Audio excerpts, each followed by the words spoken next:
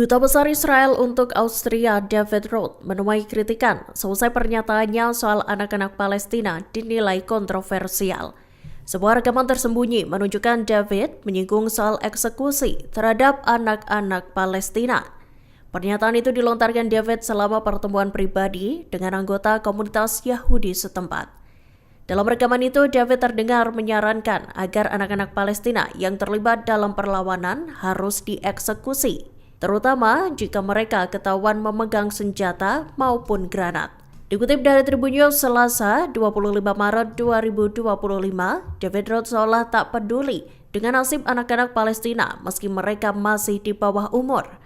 David Roth menyatakan bahwa harus ada hukuman mati dalam perang. Ia tak peduli jika harus membunuh anak berusia 16 tahun sekalipun. Proudly represent the state of Israel. And if you believe that there are no involved in Gaza, if you're believing that Israel is targeting babies intentionally, which is not correctly, there should be a death sentence to be killed off in war if you hold a gun. Even if you are a 16-year-old and under UN, whatever it is called, a child, a 17-year-old who hold a grenade. Sutradara Palestina pemenang Oscar Hamdan Balal diserang oleh sekelompok orang bertopeng di wilayah Masaferiyata, tepi barat. Penyerangan itu terekam jelas dalam kamera dashboard yang ada di mobil Hamdan. Sebagai informasi, Hamdan Balal merupakan sutradara film No Other Land. Dikutip dari Tribun News Selasa 25 Maret 2025, kelompok bertopeng itu disebutkan merupakan pemukim Israel. Menilik rekaman kamera dashboard yang beredar, sekelompok orang bertopeng itu terlihat menyerbu mobil Hamdan. Salah satu dari gerombolan pemukim Israel itu kemudian melemparkan batu ke kaca depan mobil.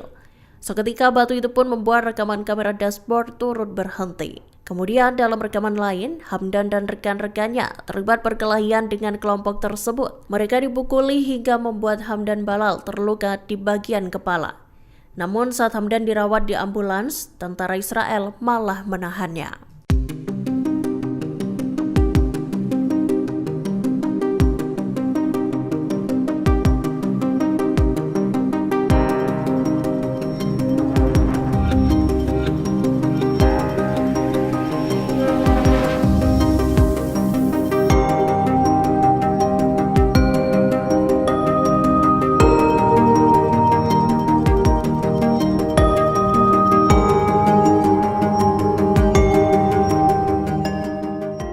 Pasukan Israel melakukan pemboman terhadap kantor pusat Palang Merah Internasional yang ada di Rafah, Gaza.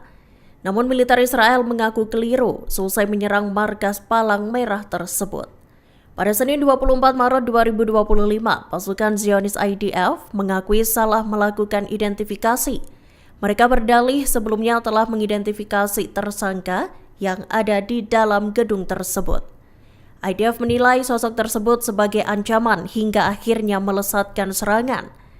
Dikutip dari Tribun News, IDF pun mengaku tak mengetahui afiliasi gedung tersebut dengan Komite Palang Merah Internasional atau ICRC saat melakukan penembakan. Sebelumnya, ICRC menyatakan bahwa kantor mereka ditembak oleh proyektil peledak. Untungnya, tak ada staf yang terluka dalam insiden ini. Mesir memberikan usulan baru guna mengakhiri agresi teranyar Israel di jalur Gaza. Jika usulan itu disepakati, perang di Gaza bisa dihentikan maupun dijeda selama beberapa minggu. Seorang narasumber menyatakan Hamas nantinya akan membebaskan 5 sandera yang masih hidup. Dari kelima tawanan itu akan dibebaskan pula seorang sandera berkewarganegaraan Amerika Israel. Sebagai gantinya, Israel harus mengizinkan masuknya bantuan ke Gaza dan jeda pertempuran selama beberapa minggu. Dikutip dari Tribun News Selasa 25 Maret 2025, usulan itu menyertakan syarat pembebasan ratusan warga Palestina yang dipenjara di Israel. Di sisi lain, Reuters melaporkan bahwa Mesir juga mengusulkan jadwal pembebasan semua sandera. Jadwal tersebut sebagai ganti atas penarikan penuh pasukan Israel. Dalam usulan tersebut akan ada pembebasan 5 sandera tiap minggunya. Syaratnya, Israel harus mulai menerapkan tahap kedua gencatan senjata. Amerika Serikat mengakui kecerobohannya selesai salah memasukkan wartawan ke grup obrolan penting. Diketahui grup obrolan itu membahas taktik Amerika Serikat untuk menyerang kelompok Houthi di Yaman. Dikutip dari Kompas.com, Selasa 25 Maret 2025, grup obrolan di platform Signal itu berisi sejumlah pejabat tinggi Amerika Serikat, termasuk Menteri Pertahanan Pete Hegseth. Pemimpin redaksi The Atlantic, Jeffrey Goldberg, mengaku mendapatkan informasi dari grup itu beberapa jam sebelum Presiden Amerika Donald Trump mengumumkan serangan pada 15 Maret 2025.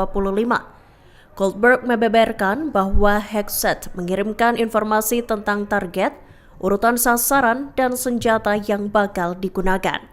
Diungkapnya, Goldberg dimasukkan ke grup tersebut 2 hari sebelum serangan dilancarkan. Ia juga mengatakan bahwa seseorang yang diyakini merupakan wakil Presiden Amerika Serikat, J.D. Vance, menyatakan keraguan tentang pelaksanaan serangan. Sosok tersebut juga mengaku enggan menyelamatkan Eropa lagi. Sayap militan Hamas Brigadir Qassam kembali merilis rekaman yang menampilkan 2 sandera Israel. Dalam video yang dibagikan pada Senin 24 Maret 2025 itu, kedua tawanan memperingatkan bahwa genosida baru di Gaza mengancam nyawa mereka. Video yang berjudul Tell Them Ohad tersebut menguak kondisi mental, fisik, dan keamanan sandera di tengah serangan Israel.